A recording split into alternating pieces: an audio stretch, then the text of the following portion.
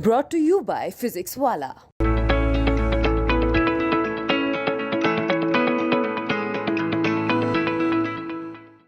सुभाषपा के राष्ट्रीय अध्यक्ष और पूर्व मंत्री ओम प्रकाश राजभर हैं तो समाजवादी पार्टी के साथ गठबंधन में, लेकिन उनकी कई मुलाकातें चर्चा का विषय कई बार बन जाती हैं। अभी उन्होंने मुलाकात की है फिलहाल दयाशंकर सिंह से, जो प्रदेश सरकार में मंत्री हैं।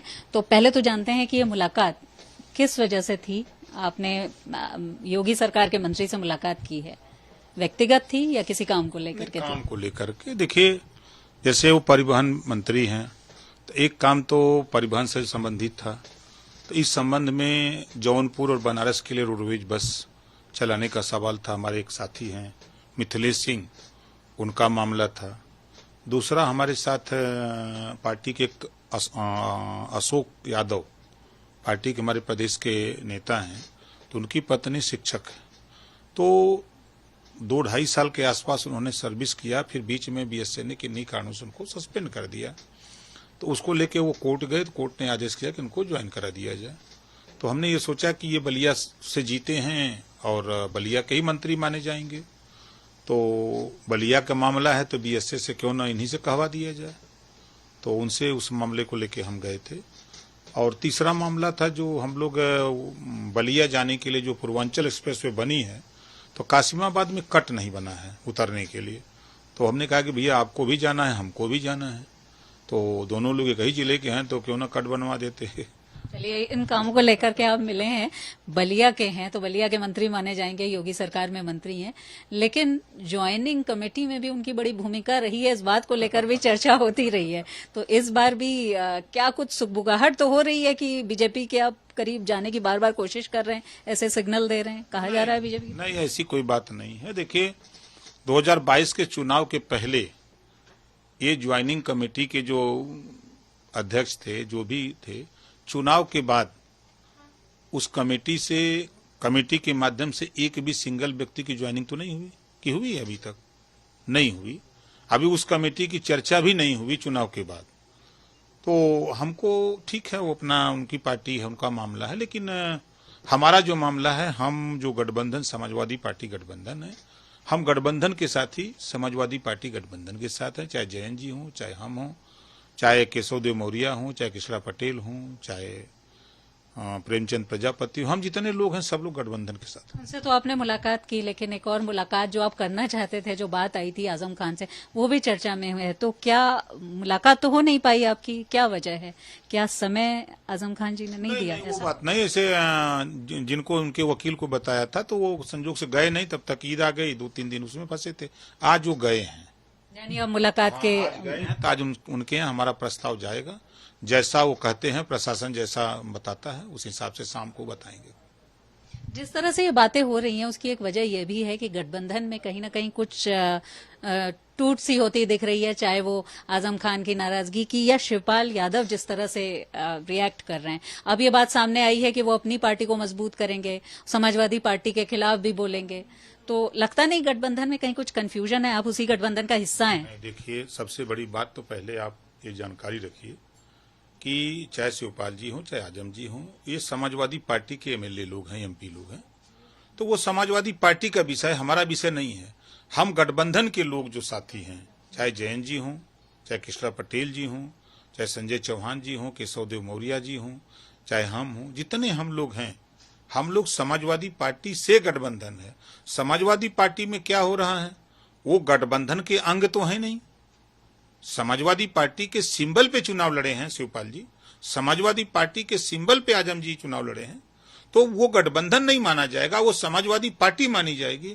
तो समाजवादी पार्टी में उनका क्या गुल खिल रहा है, क्या उनका तूतू में क्या है, तो वही बेहतर अखिलेश जी से बता सकते हैं, उनके प्रवक्ता बता सकते हैं, उनके प्रदेश अध्यक्ष बता सकते हैं। हम लोगों से क्या है? इससे आपका कोई वास्ता नहीं है? आप हम लोगों से इससे कोई मतलब नहीं है।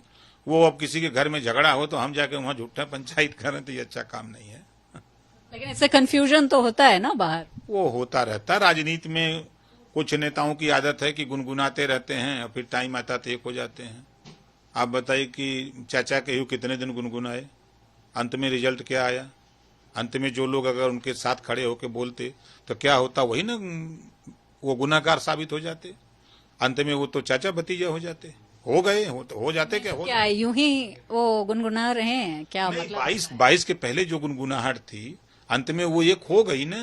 इसी तरह ये गुनगुनाहट चलती रहती है। जब टाइम आता है तो नेता लोग दाव लगा के कट से एक हो जाते अच्छा, हैं। आपने बताया आप काम लेकर के उनसे मिले थे क्योंकि क्षेत्र का काम या जो एक्सप्रेसवे की कट की बात है।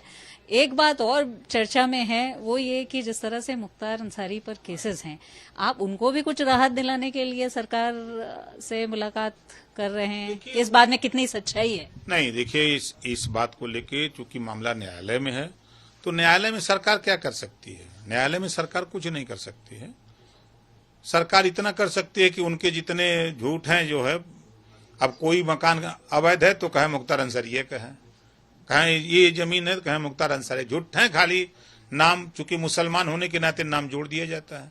कार्रवाई करो कि एक भी बार मुख्तार अंसारी जी की तरफ से या उनके भाई की तरफ से कहीं आप कार्रवाई किए हो, उनकी तरफ से बयान है कि हमारी संपत्ति हमें गलत हुआ है, कोई बयान आया? ये खाली सिर्फ एक हवा खड़ा किया जा रहा है। हिंदू मुसलमान नफरत जो पैदा की जा रही है, ये सिर्फ हवा है और कुछ है नहीं।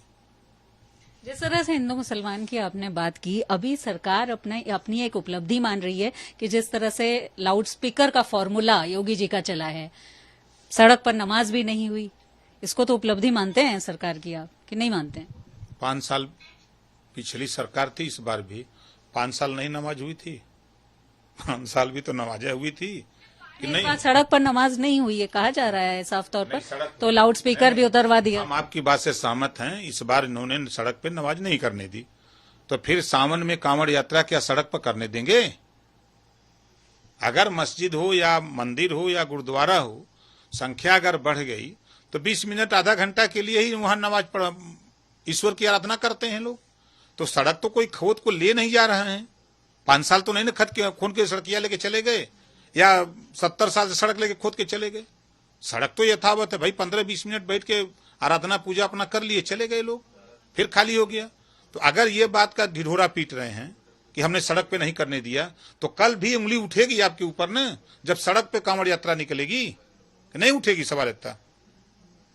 क्या आपका कहना है कि नहीं होने देना? मेरा जो ढिढोरा पीट रहे हैं तो उसको भी करके दिखावे कि सड़क पे नहीं करने देंगे। एक जाति धर्म को टारगेट करके ये काम बताना, तो उसको भी जरा बताइएगा कि हम ये करेंगे लेकिन ये नहीं करने देंगे।